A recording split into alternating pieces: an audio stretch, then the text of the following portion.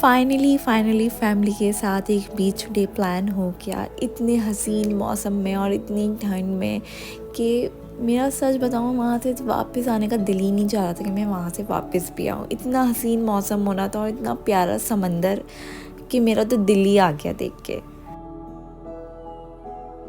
बहुत इन्जॉय किया, वहीं पे हम लोगों ने लंच किया, बहुत ज़्यादा मज़ा आया।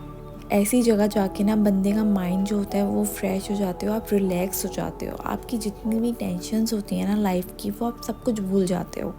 आप कहीं जाओ या ना जाओ, लेकिन समंदर तो ज़रूर जाना चाहिए।